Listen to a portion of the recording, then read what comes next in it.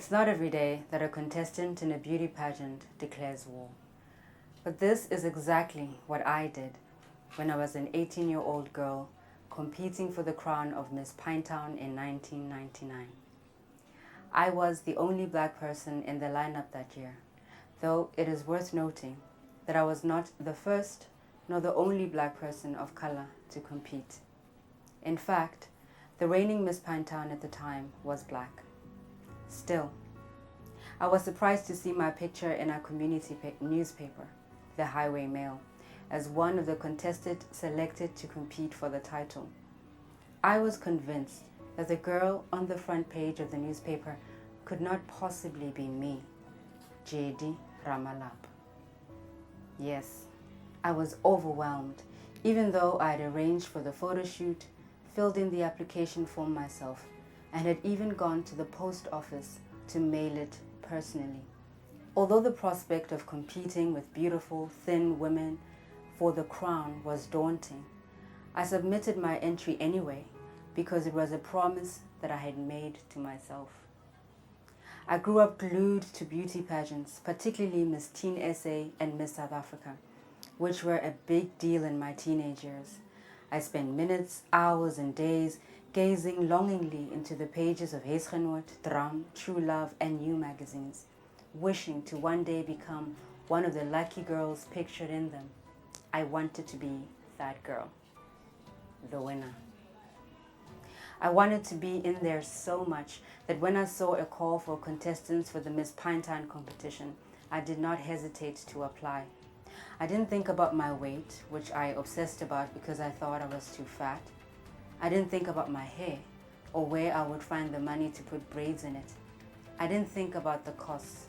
I only thought about wearing the crown on my head and flashing a winning smile for the cameras. Imagine, I thought to myself, I could be the next Jackie Mufokeng, the first black South African to be crowned Miss South Africa in 1993. Or Basitsana Khumalo, near Makhalimele, the first black South African to compete in the Miss World pageant in 1994. Even better, I could follow in the footsteps of India's Aishwarya Rai, who took the crown of Miss Universe in that same year.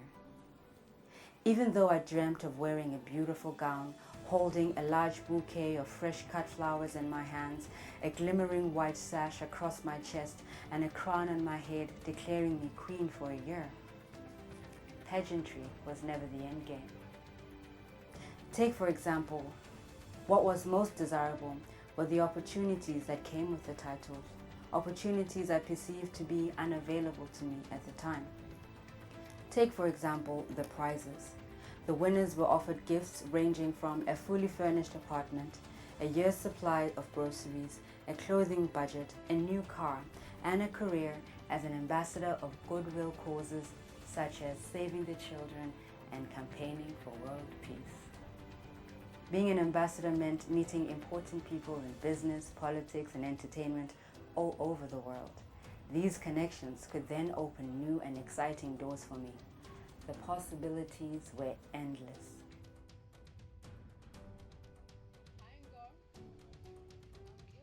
I wrote the book because I wanted to share a story about what I discovered about myself, about the world, while being a journalist in South Africa. I went into this profession just like I entered into the Miss Pinetown competition. I was unprepared for what was in it. I just jumped into it, with my eyes closed and like a heart full of faith and hope. And I discovered so many things. I thought it would be easy to tell people stories because it's such a romanticized profession being a journalist. So I thought it would be easy, but it was actually quite a difficult journey of learning and unlearning and confronting my own demons. So I wanted to share a slice of history through the eyes of a South African black girl growing up in the 80s, what that means. The ones that didn't leave or go to exile, or have these like other greater opportunities. Just like a story of an ordinary South African girl. When I first started, I didn't know that I was writing this book. I thought I was writing a book about love, about finding love in my life. And how I started was because I was in a foreign country on my own, having a panic attack, and trying to think about how did I end up there. Like, when I started writing it, I was trying to remember the story of my life and how I became this person who was like having panic attacks, who could just leave their country and go to a foreign country and live there. Like, what was I looking for? What was I searching for? The first time I was definitely not happy. I was crying. In fact, chapter 2 of the book describes the onset of writing. I thought I was about to lose my mind, go crazy, you know. And so writing was a way for me to remain sane and calm myself from these anxiety and panic attacks and the urge to run and just, you know. So it also was something that calmed me down. It was a healing process even for me to just still myself for long enough to write, and that became sort of like a saving grace for me. You know, I look forward to writing something and really smiling. There were happy, funny moments in the book, and those I smiled at them. Yeah, there were stupid things that I did. Now I laugh, but back then it was difficult. While I was writing, it was like, what's wrong with this girl? I started in 2011, just when I got to Senegal. You know, like 2-3 weeks in. And then I stopped like at some point in 2013, and then it's been a process of like going and coming back, going and coming back, going and coming back, because I didn't want to face that girl in that book. I didn't really want to confront all of the issues and the stories that writing it brought up. So I think that why it was a slow process. Also, I felt very challenged by the idea of, why should I be writing a book? You know, is my story that dramatic, that important? Like, who am I to write a book about it? Do I know enough about war and conflict reporting, or do I know enough about mental health and PTSD? And you know, that really, like, the self doubt. She read it. I think she didn't like it. She told me that you know, she hopes that I can get to write another book. Because mainly, like, it's just sharing a part of my life that she didn't know about.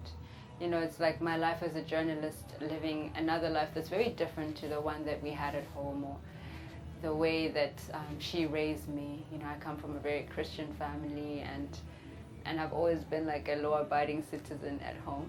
And so through my journalism career, I think I just really tried to free myself from those, I guess, family protection. I felt like as a journalist I needed to experience much more of the world and do a lot more things so I can be a better journalist, or maybe a better writer. I look back and I'm surprised at the things that I've been able to do, at the places that I put myself in. And I think what I am appreciative of is the fact that I pushed myself, you know, like, to do things. When doors seemed to be closed, there was always like a desire for me to tell more stories, to really dig deeper.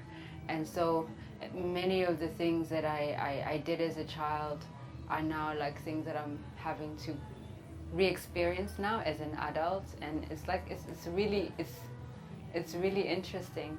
I think one of the themes that I touch on in the book is like the dreams that you have as a child, or the pacts or the wishes that you make for yourself can actually really have a huge impact in your future life. Those inner like promises that you make to yourself, they do have an impact. And if you don't live up to your own expectations, to your own dreams, then that becomes a problem that blocks you from becoming fully who you are. And like, I've always used books as companions to help me, like a friend, to help me navigate a certain phase of my life. So I hope that it could help people who are experiencing trauma or dealing with issues in their lives that they feel unable to express to another person, that they can read my book and be able to do the work themselves and go in and write their own books or do their own art, or like really unlock the areas in themselves that have been blocked. I hope that through this book other people can be inspired to write. The book it's amazing because it's really bringing out issues that we really didn't know or were not really addressed from the beginning, because as journalists, people don't know what we have to go through to get you hot stories, running headlines, news bulletins that are running, and breaking news, because you just think journalism is about just reporting on the front lines or whatever you're posted to be. But with this book, JD takes us to her life, her experience as a broadcast journalist, actually, not just anywhere else, but in a place of conflict. And that's a whole different narrative, because as you go towards the end of the book, you see how much it has affected her, not just, physically, but also mentally. That the last chapter talks about PTSD. For this much, I think this book is very educative. I think we should consider it as much as we can, people in this field or those who are aspiring to be in this field. Like, don't just come into this field, not knowing the consequences, because we choose careers not knowing what it's about fully. And in this book, she gets to let you know there are ups and downs, the good, there's the bad, but there are consequences to taking a certain line of a career. Soweto to Beirut. I think it's a very inspiring book for Jenny to just go out there and put out her life for everyone, because that's a very brave thing to do. Because the book is kind of like therapy to her. So for her to share it outside, it's a really good thing, because many women will relate to this book. Because the book talks about an African woman and her experience in this African world, Even me as a South Sudanese, I'm an African woman, but there's some points where I can understand her. Even though we come from different countries, I come from South Sudan and she comes from South Africa.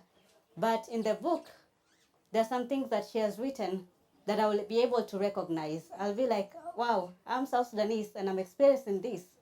And this is how she handled it. So it makes you think, there's a way, whatever she experienced, it can teach you something, which is resilience. Also, as a journalist, I'm also a journalist as well. So I'm learning how tough it is to be a journalist. When I read this book, I went in thinking that it's going to be just a repetition of all I know of South Africa, which is basically what we grew up knowing, from Sarafina to Gods Must Be Crazy to Yankee Zulu and all those things, but also the struggle in South Africa and everything. But I feel like when I read this book, it gave me an alternative to what other children in South Africa grew up with.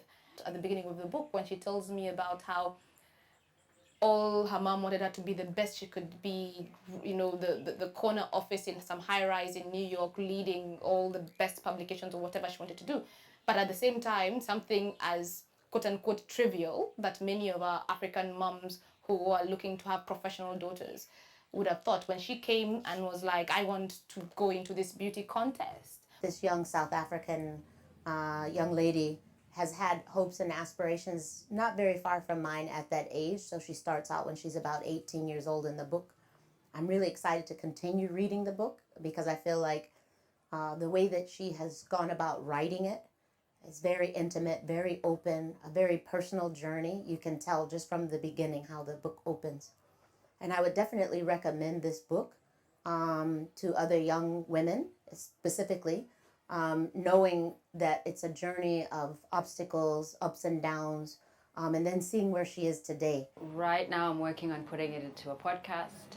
So it is going to be a podcast series. So people who are loving audios and podcasts, it's going to come up soon. Hopefully, it was meant to be already out, but due to unforeseen circumstances, we have to wait another 3 months or six months before it comes out. So hopefully next year I will have the full series out and people can listen to the book instead of reading it in 30-minute segments.